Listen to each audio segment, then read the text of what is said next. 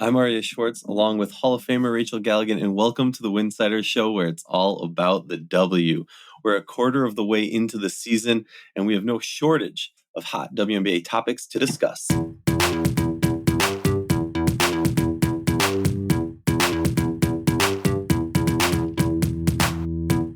Welcome back to the show. Very, very excited to be back here recording our first episode with my daughter. So if you hear any random noises, I apologize. She's just upset that we're not giving her own podcast to give her WNBA takes. But down the road, we'll be doing that. No question. Rachel, how you doing? Well, first and foremost, congratulations to you. She's absolutely beautiful. So happy for you and your family. Girl dad all the way. Let's go. All the way. The 2045 first round pick in the WNBA draft has entered the chat. Okay, so let's dive in.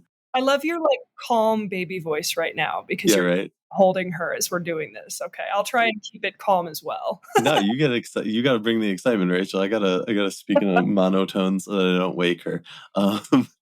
Look. In mainstream media, whatever, everyone only wants to talk about Caitlin Clark. And even before Caitlin Clark, this was an issue from my perspective when it came to WNBA coverage, where there was 4 storylines, 4 players. We're just talking about them, and it did a disservice. And not to give a shameless plug, but to give a shameless plug, that was a huge reason why Winsidr came to be. We wanted to cover more teams. We wanted to give more attention to those important aspects of different teams. You know, Maya Moore, Lena Deladon, Candace Parker, Caitlin Clark, Asia Wilson are amazing, amazing players.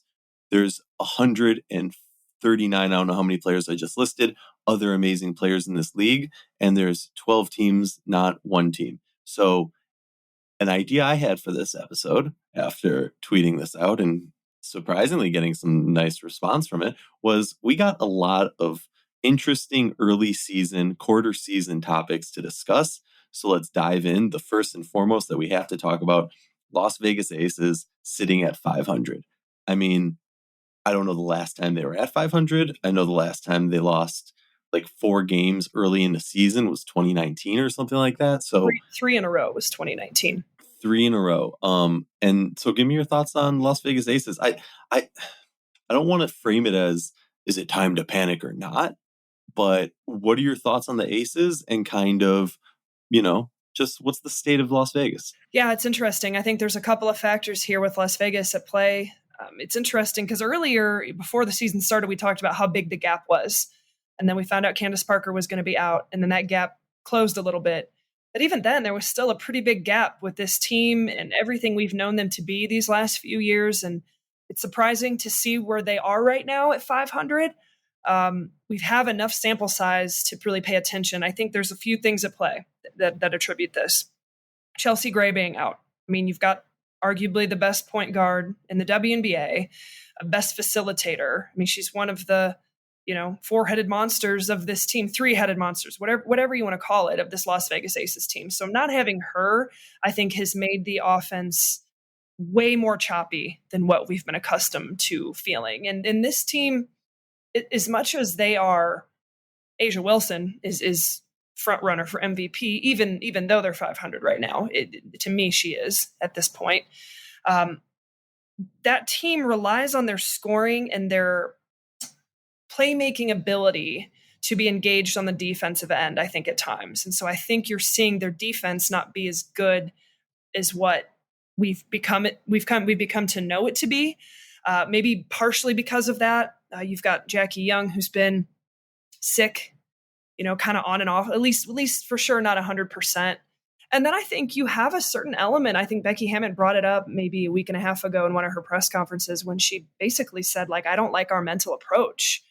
Is this team missing that fire, that drive? Has that flame dwindled out a little bit, in all the success of the last couple of years? Now, that's not a question we can know the exact answer to. Can that be ignited again? Can that click? Maybe they're hitting their early struggles. Every team's going to have struggles in the course of a season. Maybe they're hitting those earlier on in the season. I'm not panicked with it, but it certainly is a little bit shocking. I think more Does Chelsea Gray not being on this team make them 500? No. There's enough firepower on both ends of the floor to be winning games that they've lost. I think it's probably attributed more to just that mental approach. I don't think Kelsey Plum has hit her stride quite yet. I think Jackie Young has been in and out at times. To me, I look at this team and the most dominant force is A'ja Wilson, and she's playing phenomenally, but she needs everybody around her to step it up. What are your thoughts? Yeah, I completely agree. I mean, I think underrated, something not getting enough attention. Tip Hayes is a great addition to this team, but it takes time to blend somebody in to get the best out of it. And then also I'll say, like, yeah, you mentioned Jackie Young. Jackie Young's a player who was playing dominant early, and then had an illness, totally fair, undisclosed. But since coming back from that, we've seen a couple games where she tried to play, wasn't good, and then just looked off. And so when I look at that, I go, okay, once she's healthy, once Tip is kind of more associated with this team, more blended in, as it were, and then, can we get Chelsea Gray back? Because to me, if they want to run a three-peat, they need Chelsea Gray, no questions at all. So am I panicking? No, I think they still have the tools and the talent that they can be a top team or a contender. The question is more so, I mean, look, it's honestly, it's the topic you and I have discussed for the past 2 years. And at this point, 3 years. Can they stay healthy? Can everything go right for them to win? Because you can be by far the best roster in the league and you can have the best chemistry in the league, but you need a lot of things besides those two things to go right to win a championship, nonetheless, win a third in a row. Well, and one more thought with that. I mean, there has been the level that A'ja Wilson has been competing at really since she's been in the WNBA. To maintain that level of production is one thing. But then you look at a player like Jackie Young, who's phenomenal. She's very underrated in this league, in my opinion, from some standpoints. But everything she brings, that Swiss Army knife approach, defensively, offensively, her shooting has improved. I mean, we talked about Jackie Young for the last couple of years and her massive jumps in improvement. These were massive jumps, and the numbers and the efficiency that she was playing at. Is it not unrealistic to think that players are going to hit lulls from time to time? Players are going to hit, physical adversity from time to time. And the same thing with Kelsey Plum, who might, let's call a spade, dealing with a lot off the court as well. So I feel like, okay, the Aces have yet to play their best basketball of this season. I think it's coming. I think having Chelsea Gray back and just kind of that presence of her on that court and, getting this team back to a winning environment. But it is interesting. I mean, it is shocking. I don't think anybody would have expected this type of start, a 500 start here at June 13th. Well, you touched on this a few, so I figure we'll skip down the list a little bit. A'ja Wilson, I agree. Clear, by far, MVP, no question. There's other players who are having MVP caliber seasons. There's nobody who is doing what A'ja Wilson is doing right now. There is no question. The only question when it comes to A'ja Wilson in this MVP award is if Vegas cannot get out of this 500, cannot get out of this, I don't want, not bottom dwelling, but being on a lower half team or a not top quarter team. Historically in the WNBA, you're not winning it. You're not winning an MVP. You're not even legitimately in the discussion. If you're not a top 3 team, maybe look, if Asia's doing this and they're a top 4 team, fine. They're number 4. I could see it. But if you're past that, I'm legitimately, and I don't want this to come off as a knock to A'ja. We've seen this before. Tina Charles a few years back with DC putting up insane numbers on a team that wasn't good enough to be a legit contender. Jewel Lloyd last year. There's many players in the history of this league who have had great seasons on teams that did not perform well enough, and that has hampered their ability towards an MVP run. I guess for you, what's the lowest? If the season ended with her putting up these similar stats or whatever, what's the lowest, I guess, that the pieces could be that she could win MVP? I'm going 4. I don't think you can be a 5th place team and win MVP. That is such a hard question. To me, it's like a sliding bar. It's like a sliding bar. If her numbers are that astronomically, clearly better than everybody else in the league and the Aces are 500, I think there's still an argument, if that makes sense.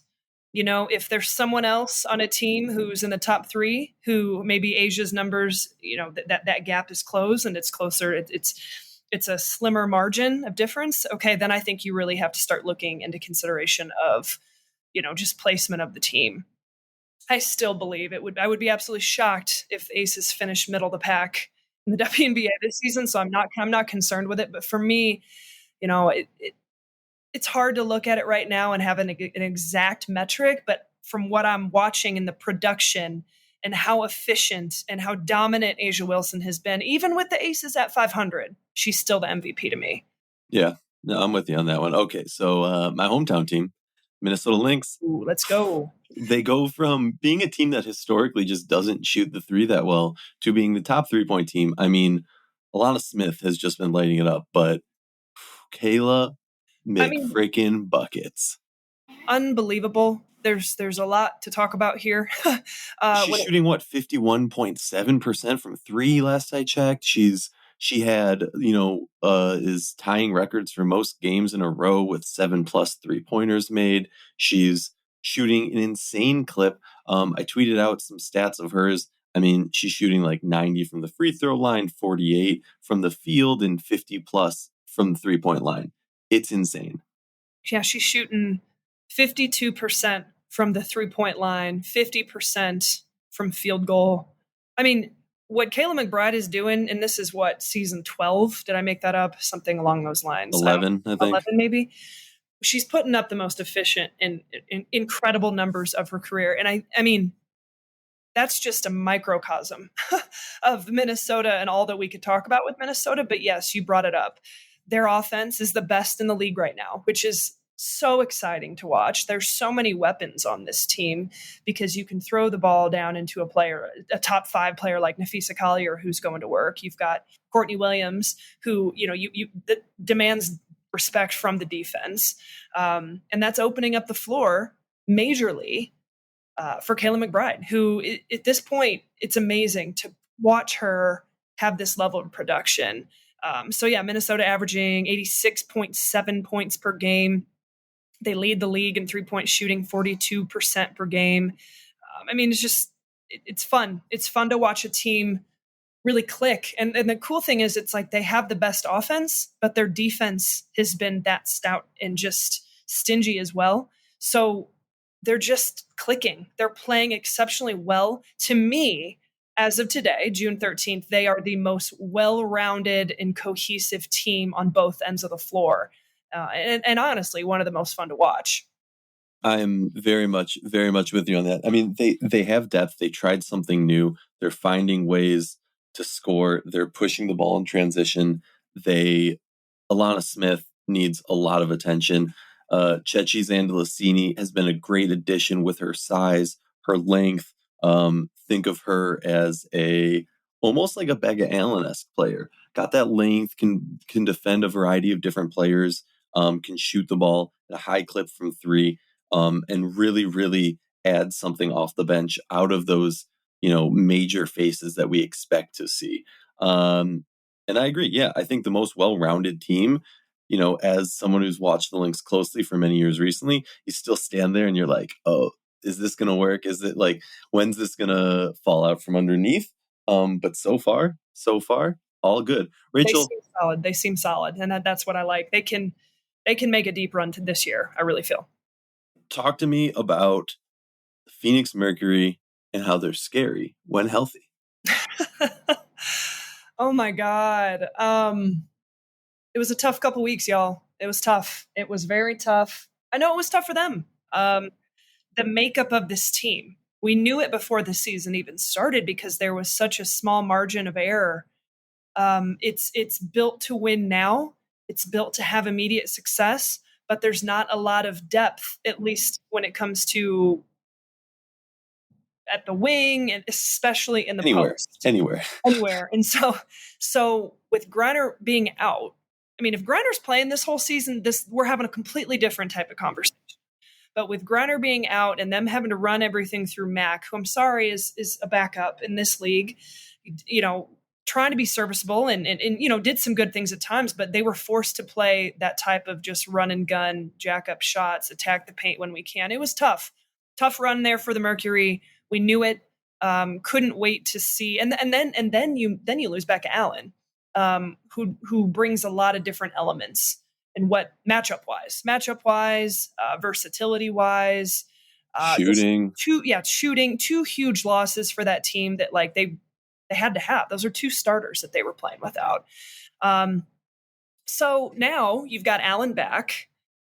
They lost 4 in a row. You got Griner back. So, okay, now we're finally getting a chance to see this team at full strength. You've got Kalia Copper, who arguably would be in that MVP conversation, top 5. It's incredible the numbers that Copper's putting up and the confidence that she's playing with. The game winner, can't forget that one that we got a chance to see. What was it, last week? But I feel like it's still a little bit early for me because I almost want to like black out the last few weeks of Phoenix and like throw it away, remember Copper's performance, and then just be like, okay, let's now get a look at this Phoenix team at full strength when they've got everybody in their rotation and they're playing the type of basketball that you know it's designed to be played. But we do have a small sample size at that. Definitely encouraged.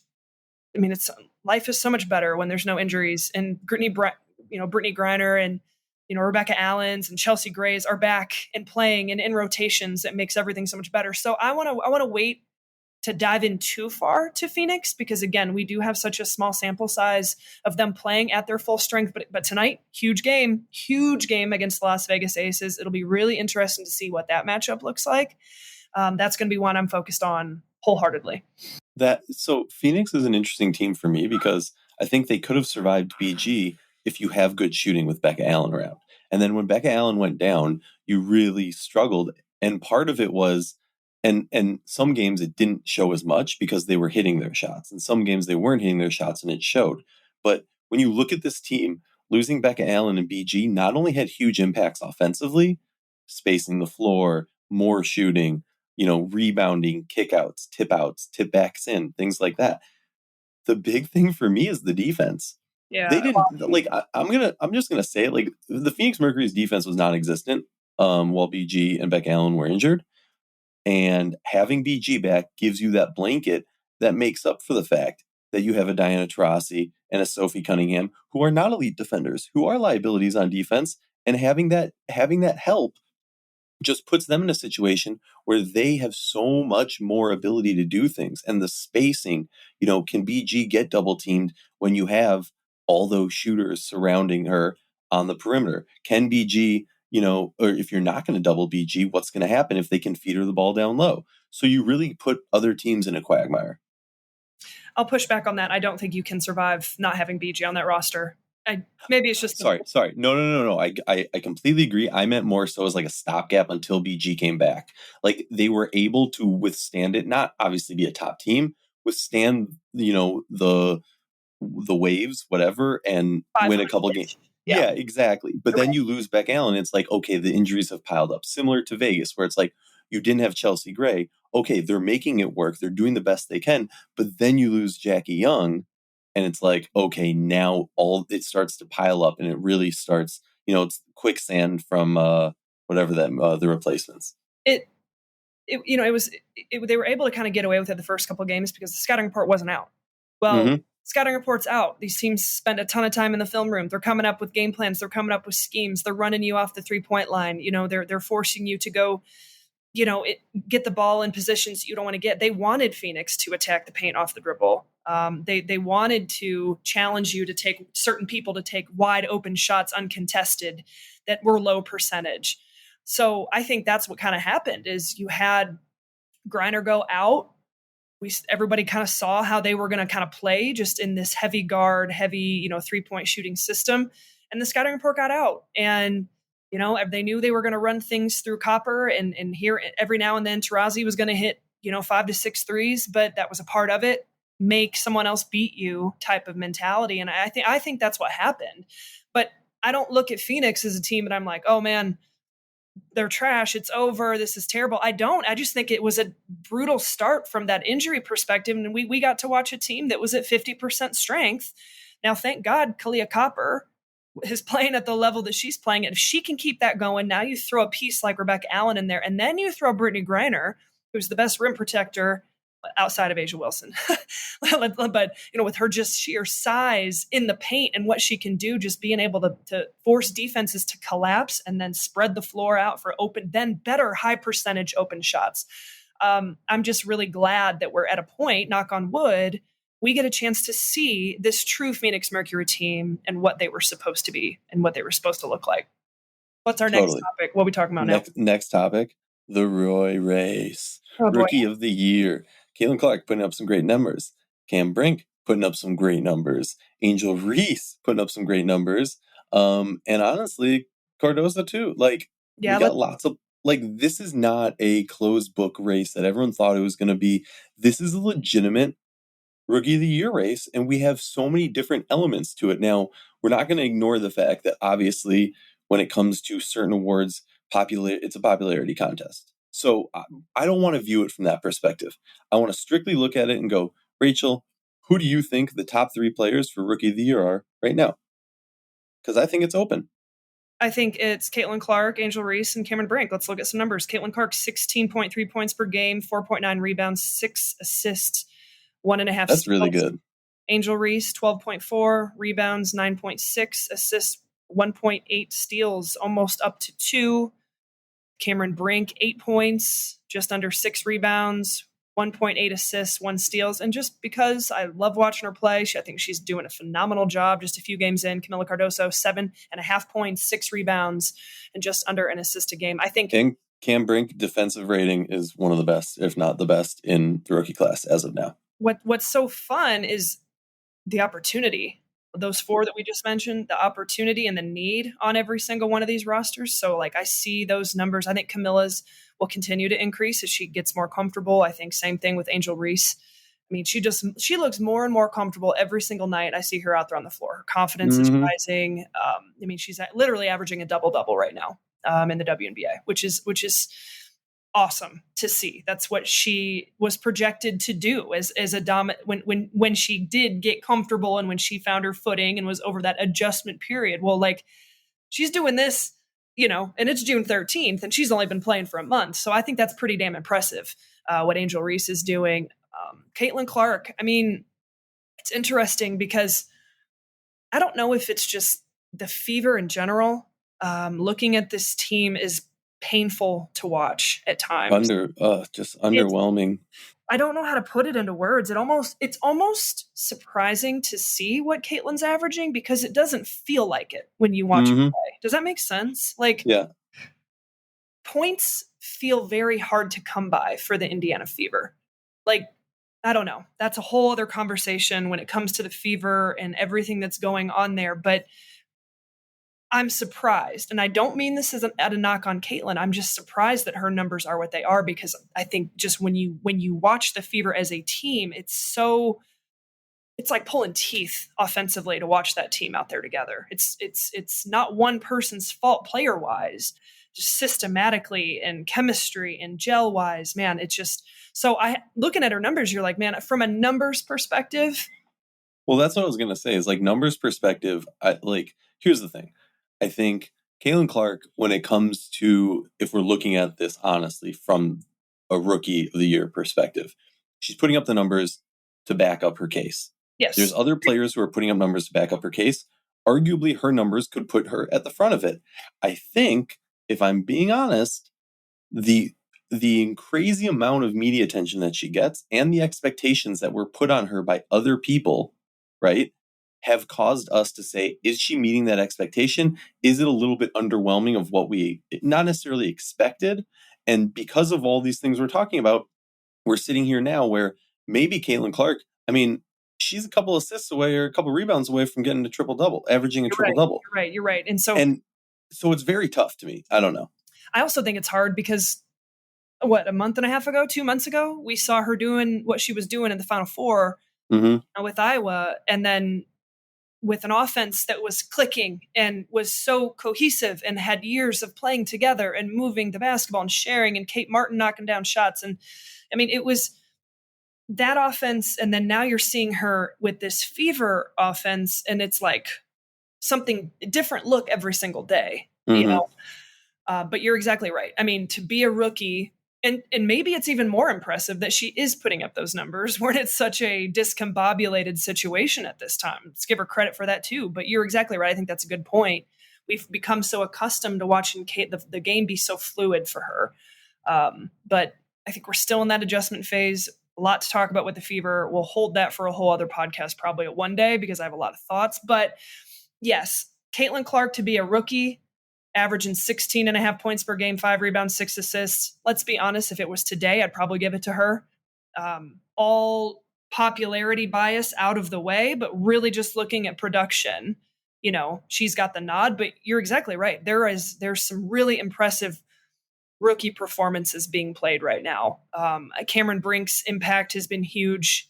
I think the second most impressive one to me is Angel Reese. She's not playing like a rookie. She is playing with a confidence and an edge, and that's who she is, right? I mean, but it's fun to see that just carry over. There wasn't a dip down in that when she did enter the league. I think she's been empowered by her teammates. I think she's been empowered by her coaching staff to be who she is, authentically just that girl, and she's getting it done. And I'm really, really pleasantly impressed with her production. I wouldn't be surprised. I mean, there very, very, very easily could be an argument for her to have it too when it's all set. I think Cameron Brink probably has the least strong case only because, foul trouble, but some of Cameron Brink's expertise that she's excelling at in the game don't show up as flashy in the typical way that these awards are given out.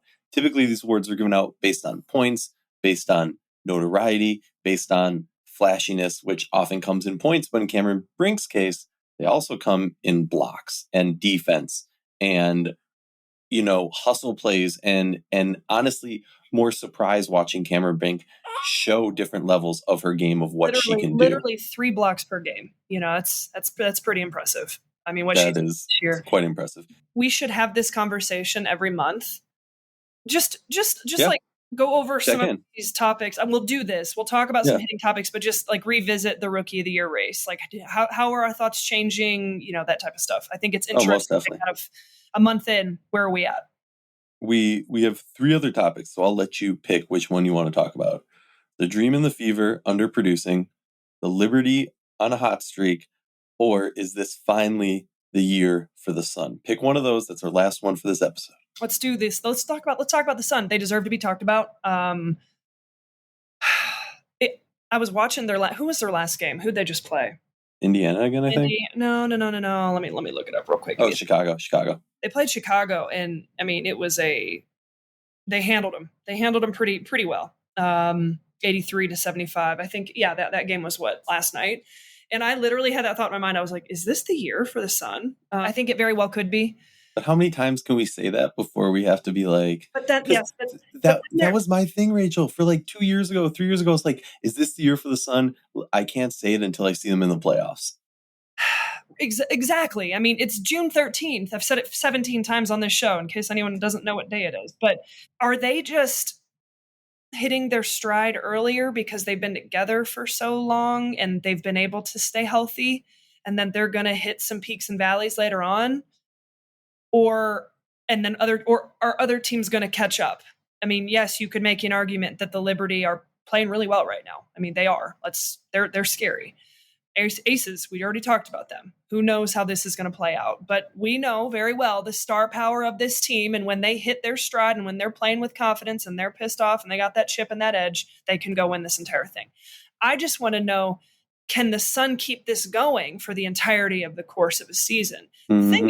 The thing that's the best about the Sun, it's not like they're just like dominating. I mean, yes, they're very solid defensively. It's tough, it's gritty, it's ugly. They make you work for everything that you're getting.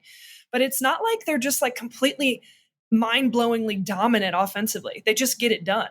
Alyssa Thomas is out there facilitating. She's scoring. She's, knocking out enough. She's had 1 triple-double so far this year. Bonner is doing her thing. Bree Jones, they're able to throw the ball into her inside. She's able to go to work. I'm really been impressed with Ty Harris and just the offensive production she's given this team. To me, she's the X factor. If Ty Harris can continue to stay in that production level of 10 to 12 points per game, then I think this team truly can be scary, because I think we know what Bonner's going to give you. We know what AT is going to give you. Bree Jones, I don't even think she's fully back in her. No, not at all.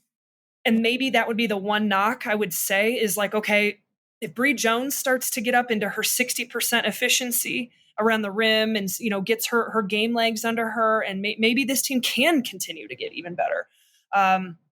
But yeah, Ty Harris is the X factor. If she can continue to be as efficient and as solid as she's been with the amount of minutes that she's playing, I do think it's possible for the Sun. I really do. I in some ways, I kind of want it for this team. But the question is, can they maintain this for, into September? Yeah. I'm with you. I want to see them. I do want to give a shout out to Dejanay Carrington. I think she's the defensive X factor. For sure. You're exactly defensive right. X factor. Offensive X factor, completely agree. Ty Harris, who happens to have a cool number. Carrington has got to be my 6th woman of the year. Too early. That's most definitely. Sorry, not 6th woman. Most improved. Yeah. No, I got what you meant. Do want to give a shout out because Nate Tepp on Twitter with 2 P's called me out for my tweet and not giving love to the Storm. So I'm going to give an honorable mention. We still want to talk about Liberty on the next episode. The Dream, the Fever, the Storm. There's other things to talk about. We can dive into Chicago Sky more, but the Storm have really picked up. We're hearing thunder from afar, and the Storm is coming. Rachel, drop it on me. Who's your GOAT? Anna.